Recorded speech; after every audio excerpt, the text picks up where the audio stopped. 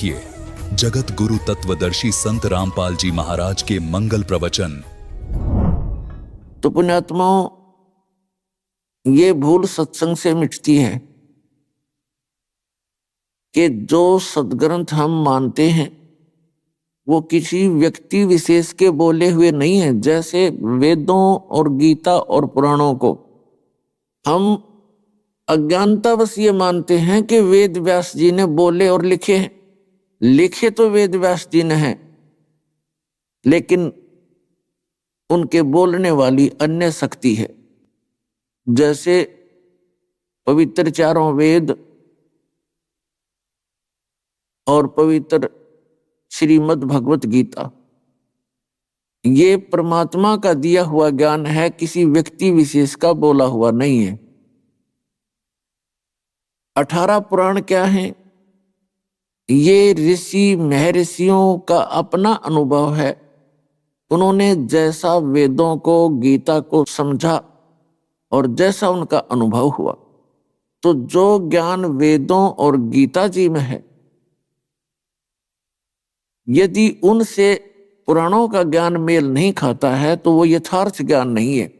वो व्यक्ति विशेष ऋषि विशेष का अपना अनुभव है, उसके अपने विचार है, और वो व्यर्थ है, वो यथार्थ नहीं है।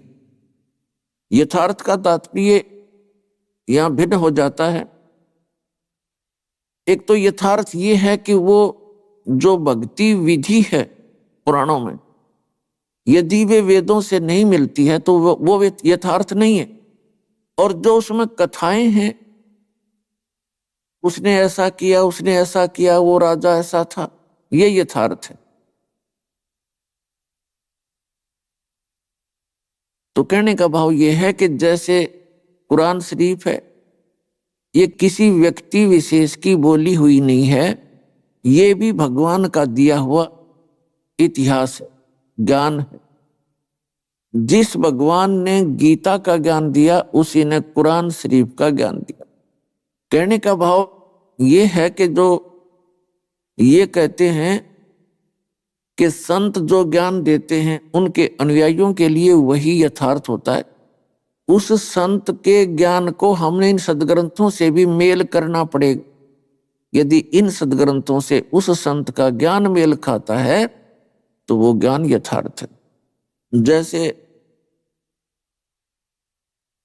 परम पूज्य परमेश्वर कबीर देव जी ने ज्ञान बोला, और वो ज्ञान सभी इन पवित्र सदग्रंथों से मेल खाता है। और जो इन सदग्रंथों में जो ज्ञान नहीं है, उनसे आगे का भी वो परमात्मा, उस समर्थ परमात्मा कबीर जी ने हमें ज्ञान दिया है। वो कारण क्या है? प्रमाण कहाँ है? जैसे श्रीमद् भगवत गीता अध्याय नंबर 4 के श्लोक नंबर 34 में कहा कि अर्जुन, उस पूर्ण परमात्मा के उस तत्व ज्ञान को जानने के लिए तत्वदर्शी संतों की खोज कर और उनसे वो ज्ञान पूछ, उनसे ज्ञान जान।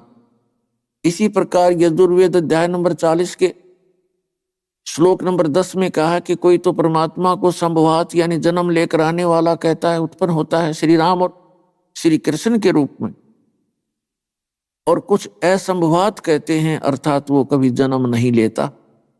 इसका यथार्थ ज्ञान भी तत्वदर्शी संत बताते हैं, उनसे सुनो। इसी प्रकार पवित्र कुरान शरीफ सूरत फुरकानी 25 आयत नंबर 52 से 59 में बताया गया है कि कुरान शरीफ का ज्ञानदाता हजरत मोहम्मद जी को कह रहा है कि ए पैगंबर, मैं जो इस कुरान शरीफ के ज्ञान को आपको बोलकर सुना रहा हूं, इस पर भरोसा करना कि कबीर अल्लाह है। मुसलमान भाई तो कबीर का अर्थ बड़ा कर देते हैं, तो इसे सिद्ध है कि कुरान शरीफ के बोलने वाले से भी कोई अन्य बड़ा भगवान है, बड़ा अल्लाह है, गॉड है। और कुरान शरीफ का ज्ञान दाता कह रहा है कि वो ही है वो कबीर अल्लाह, जिसने 6 दिन में सृष्टि रची और 7वें दिन तख्त पर जा बैठा। और ये वही है जो आपको हजरत मोहम्मद जी को एक जिंदा महात्मा के रूप में मिले थे। और उसकी खबर सूरत फुरकानी 25 आयत 59 में कहा है कि उसकी खबर किसी बाखबर से पूछ देखो, ये वही परमात्मा है जिसने 6 दिन में सृष्टि रची, 7वें दिन तख्त पर जा विराजा। उसकी खबर किसी बाखबर से पूछो। इससे सिद्ध हो गया कि गीता ज्ञानदाता, वेद ज्ञानदाता और कुरान शरीफ का ज्ञानदाता ये किसी अन्य परमात्मा की जानकारी दे रहा है और कह रहा है कि उसके विषय में मैं अनभिज्ञ हूं। उस कबीर अल्लाह की, उस तत्व ब्रह्म की, परम अक्षर ब्रह्म की जानकारी कोई तत्वदर्शी संत बतावेगा तो वो परमात्मा स्वयं ही लीला करता है। पूर्ण ब्रह्म अपने यथार्थ ज्ञान को स्वयं ही एक तत्वदर्शी संत के रूप में यहां प्रकट होकर के सुनाते हैं। तो वो ज्ञान जो है इन पवित्र सदग्रंथों, पवित्र कुरान, पवित्र बाइबल, पवित्र वेद, पवित्र गीता और पवित्र पुराणों से भिन्न है। इनसे भी मिलता है, इससे आगे का भी है। इसी प्रकार जिन महापुरुषों को वो परमात्मा मिले, उनके जो अनुभव की वाणी है वो वाणी भी इन सदग्रंथों से मेल खाती है और परमात्मा द्वारा दिए गए तत्व ज्ञान से भी मेल खाती है। तो इसलिए हमने परमात्मा के ज्ञान को समझने के लिए इन सदग्रंथों को आधार मानना पड़ेगा। इन सदग्रंथों से हमें ज्ञान होता है तो क्या बताते हैं? मानुष जन्म दुर्लभ है, मिले न बारंबार, तरवर से पत्ता टूट गिरे वो बहोर न लगता डर। मानुष जन्म पाए कर जो नहीं रटे हरि नाम, जैसे कुआ जल बिना फिर बनवाया क्या काम। अपना आत्मा मनुष्य जीवन पाकर हम भक्ति भी करते हैं और वो भी मनमाना आचरण करते हैं, शास्त्र विधि त्याग कर किसी संत विशेष की बताई भक्ति विधि पर हम अपना जीवन व्यर्थ करते हैं, तो वो भी हमारे जो जीवन का उद्देश्य था उससे भी पूरा नहीं हो पाएगा। जो भक्ति नहीं करते वो भी अपना मनुष्य जीवन व्यर्थ कर रहे हैं, और जो भक्ति कर भी रहे हैं वो भी शास्त्र विधि त्याग का मनमाना आचरण कर रहे हैं। नकली संतों के पास बैठकर तो वो भी अपना जीवन व्यर्थ कर रहे हैं।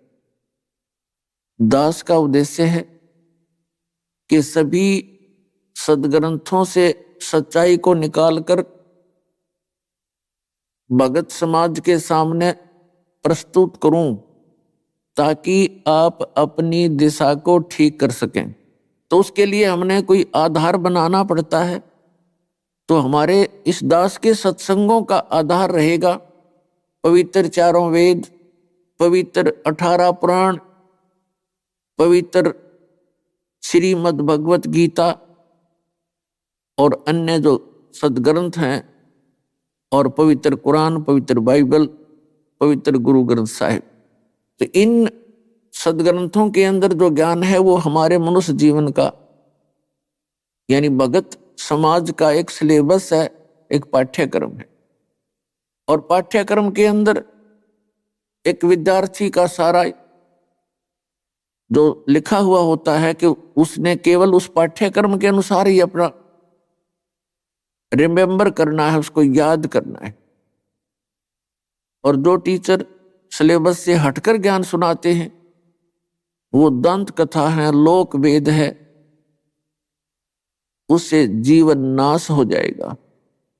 कबीर साहब कहते पीछे लग गया जाऊं था मैं लोक वेद के साथ, रस्ते में सतगुरु मिले, दीपक दे दिया हाथ।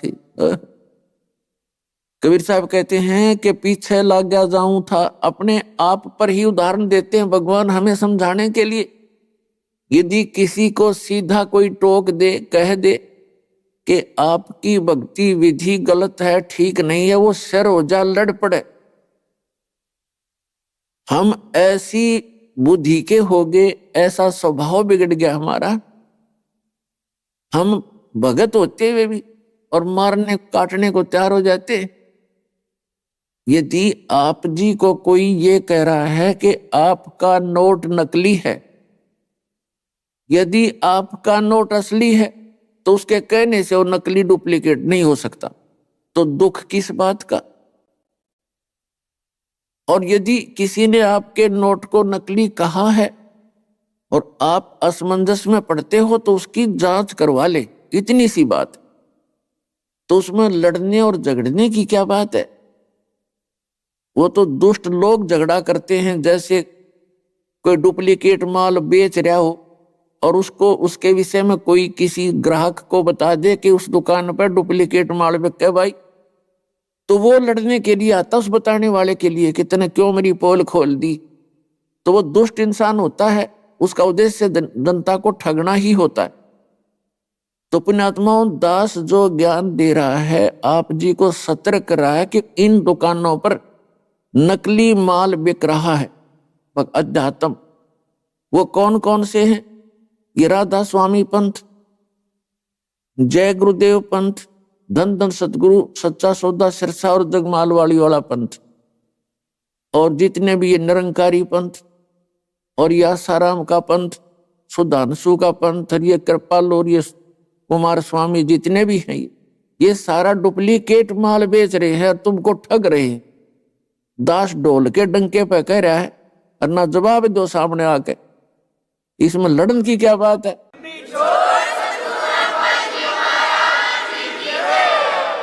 तो जो झगड़ा जो करते हैं वो दुष्ट लोग होते हैं और उनको ये डर होता है कि कहीं तुम्हारे ग्राहक ना टूट जाए। उनको केवल अपना माल बेचने से मतलब है और दुनिया को ठगना ही उद्देश्य होता है, वो परमार्थी प्राणी नहीं होते। तो पुण्यात्माओं, सबसे बड़ा घोटाला दास ने इस भक्ति मार्ग में देखा।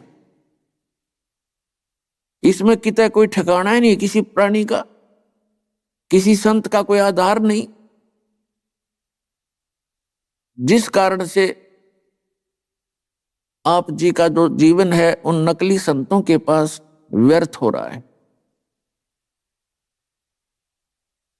इसके लिए सत्संग सुनाए जाते हैं, सदग्रंथों के आधार बताए जाते हैं और यहां पर आपको वो प्रमाण दिखाए जाते हैं ताकि आपको विश्वास हो सके कि हम सही दिशा पर चल रहे हैं, हमारा मार्ग ठीक है। तो उसके लिए कुछ महापुरुषों की कथाएं सुनाई जाती हैं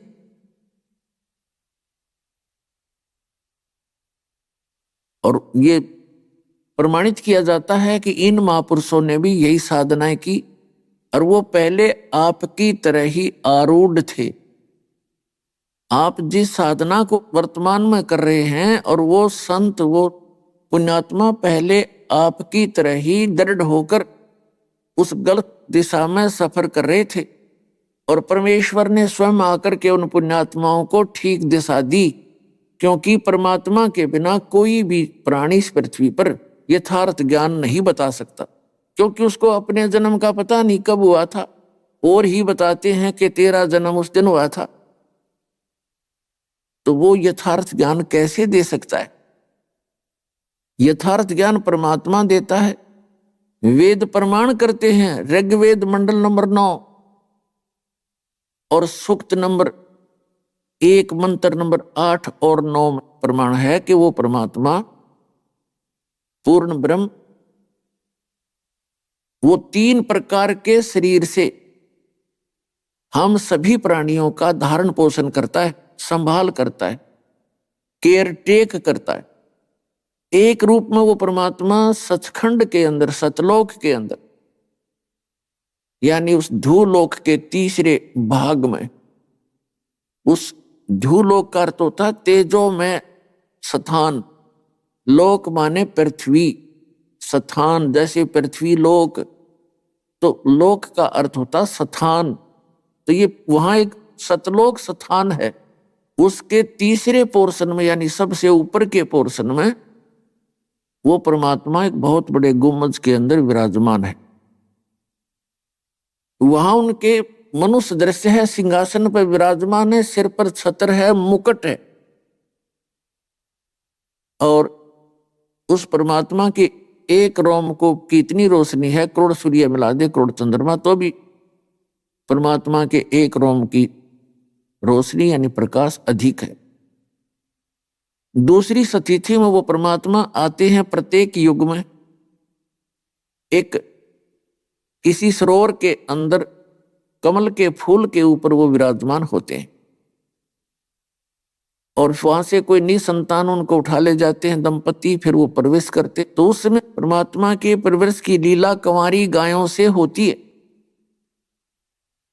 धीरे धीरे बड़े होते हैं, छोटी ही उम्र में अपने तत्व ज्ञान का संदेश देना शुरू करते हैं, और बड़े बड़े विद्वान उनके सामने फीके पड़ जाते हैं। यही लीला परमेश्वर ने, दूसरे प्रकार की लीला परमेश्वर कबीर देव जी ने सन 1398 संवत 1455 ज्येष्ठ सुदी पूर्णमासी को भारतवर्ष की पावन भूमि पर काशी शहर के बाहर एक कमल के फूल पर लहर तारा तालाब के अंदर परमात्मा आकर के शिशु रूप धारण करके विराजमान हुए, और इसके प्रत्यक्ष दृष्टा थे श्री अष्टानंद महर्षि, जो महर्षि रामानंद जी के शिष्य थे।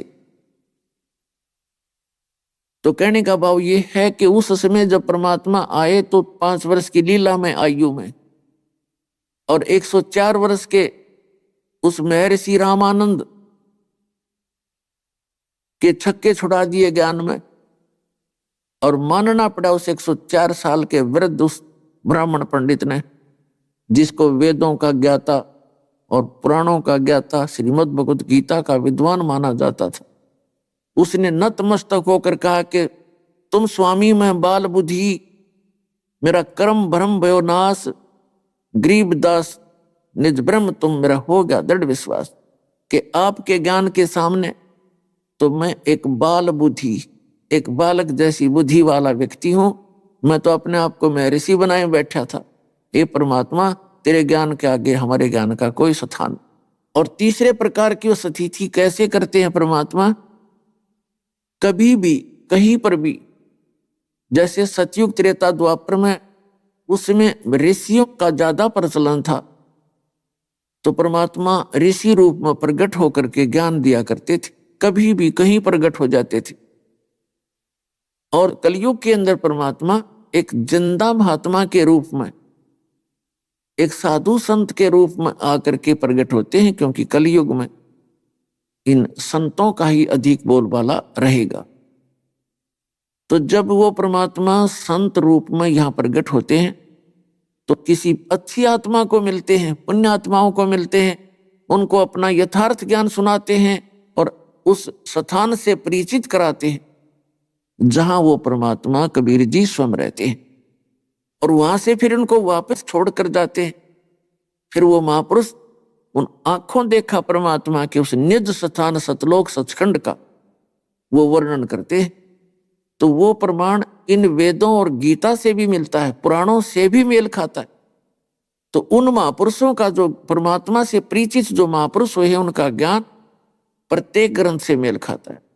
और जितने भी राधा स्वामी पंथ, निरंकारी पंथ और ये आसाराम के पंथ, और जितने भी ये कृपाल और ये सुधांशु जी और ये कुमार स्वामी, इनका ज्ञान लोक वेद है, ना किसी वेद से मेल खाता है, ना किसी पुराण से मेल खाता है। ये ब्रह्मा विष्णु महेश को अजरो अमर सर्वज्ञ कालज्ञ बताते हैं। तो ये परमात्मा से परिचित संत नहीं है, इनके पास यथार्थ ज्ञान नहीं है। अपने आत्माओं इसी प्रकार जो परमात्मा तीसरी स्थिति में आते हैं, वहां किन किन को मिले, वेद में लिखा है, ऋग्वेद मंडल नंबर 9 सूक्त नंबर 1 और मंत्र 8-9 में यह आपको बता दिया स्थिति।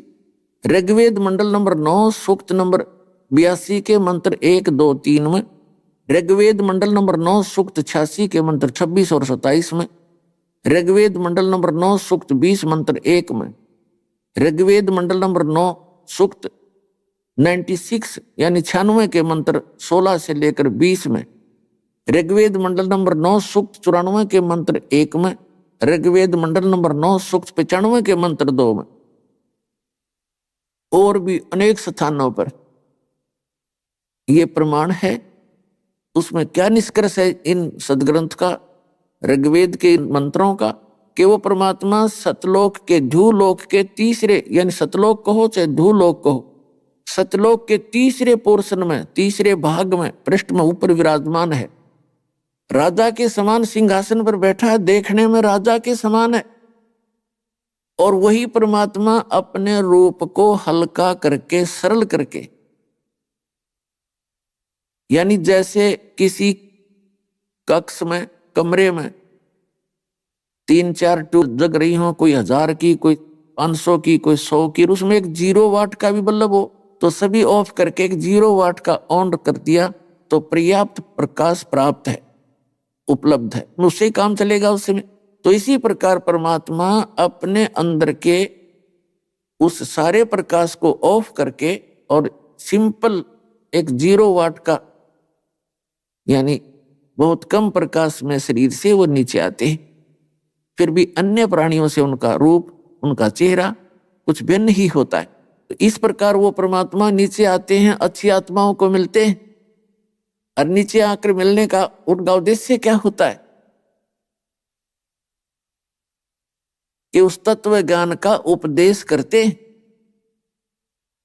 वो पूर्ण परमात्मा स्वयं ही आकर के यथार्थ ज्ञान प्रदान करते हैं। इसी प्रकार और वो परमात्मा एक कवियों की तरह आचरण करते हैं, कवियों की तरह इधर उधर घूमते रहते हैं। कहीं पर भी खड़ा होकर के ऊंचे स्वर में आवाज लगाना शुरू कर देते हैं अपने यथार्थ ज्ञान का। तो वो लीला परमेश्वर कबीर देव जी ने 600 वर्ष पहले सन 1398 से सन 1518 तक 120 वर्ष ये लीला की और सह शरीर आए थे लाखों लोगों के सामने, सह शरीर चले गए थे मगर स्थान से। तो वो पूर्ण परमात्मा है, वो कबीर देव हैं जो काशी में धानक रूप में आए थे।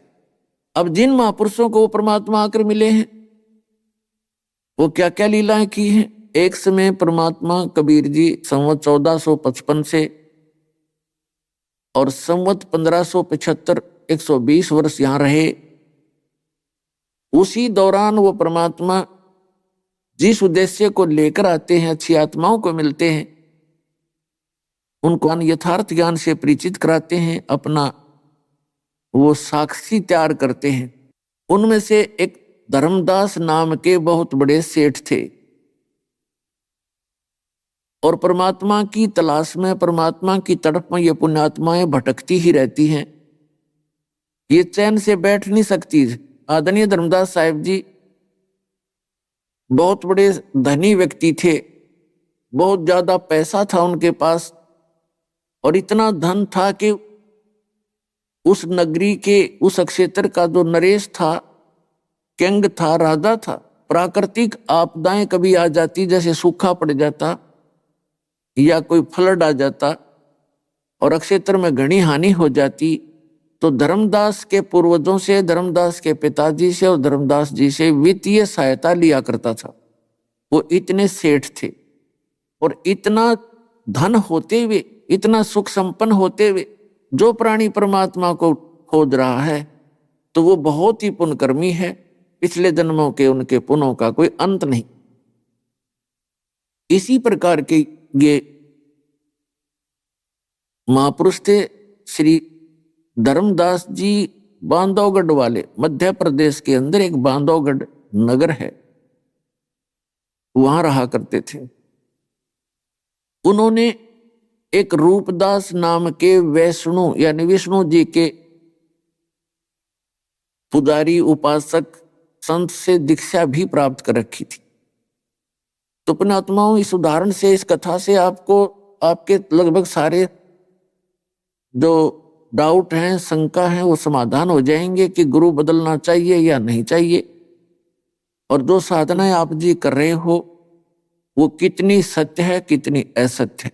आदरणीय धर्मदास साहिब जी को उनके पूर्व गुरु श्री रूपदास जी ने, वैष्णव ने साधनाएं बता रखी थी। ओम भगवते वासुदेव नमः, ओम नमः शिवाय, और गीता जी का नित्य पाठ, एकादशी का व्रत, जन्माष्टमी का व्रत, और तीर्थों पर जावे, मंदिरों में मत्था टेके, शालिग्राम मूर्ति की पूजा करे, ये सारा कर्मकांड आदि उन्होंने सारा कुछ बता रखा था, जो वर्तमान में सभी हिंदू समाज के जो धार्मिक व्यक्ति उन्हीं पूजाओं को कर रहे हैं। अब अपने गुरुदेव जी के बताए मार्ग पर दृढ़ होकर के, जैसे आप और हम लगे हुए थे इस ज्ञान से पहले, इतनी दृढ़ता से, समर्पित भाव से वो पुण्यात्मा परमात्मा की साधनाएं किया करता था। उनके गुरुदेव रूपदास जी ने जो ज्ञान दिया था कि बेटा 68 तीर्थों पर जो भ्रमण कर लेता है उसका कल्याण निश्चित है, क्योंकि विद्यार्थी वही होता है और रोगी वही होता है जो डॉक्टर के बताए प्रत्येक साधन को अपनावे। रोगी वही होता है जो डॉक्टर औषधि दे उसको सारी को खावे। इसी प्रकार धर्मदास जी को परमात्मा चाहिए था, जो भी गुरुदेव ने बताया उसको शिरोधार्य किया, और भ्रमण करते हुए, तीर्थ यात्रा करते हुए वो मथुरा में पहुंच गए। मथुरा की क्या महिमा बता रखी है कि वहां पर भगवान श्री कृष्ण जी बचपन के अंदर वहां गौवें चराया करते थे, और उस धरती के ऊपर भगवान की चरणों की रज लगी हुई है, और उससे जीव का उद्धार हो जाता है। और साथ में भगवान श्री कृष्ण जी ने एक गोवर्धन नामक गिरिराज यानी पर्वत को अपने हाथ से उठा दिया था। ये जो देवताओं का राजा इंद्र है, ये किसी बात से अक्षुब्ध होकर के वहां ब्रज के अक्षेत्र को डबोना चाहता था, वर्षा गणी करके, फल डला करके। तो श्री कृष्ण जी ने उसके सारे उस प्रयत्न को, फल डलाने के उद्देश्य को, उस गोवर्धन पर्वत को अपने हाथ से उठाकर आसमान में काफी ऊंचा कर दिया, और पूरी व्रज नगरी के ऊपर के वो पहाड़ छा दिया। इंद्र ने खूब अपना प्रयत्न कर लिया, सारी वर्षा कर ली,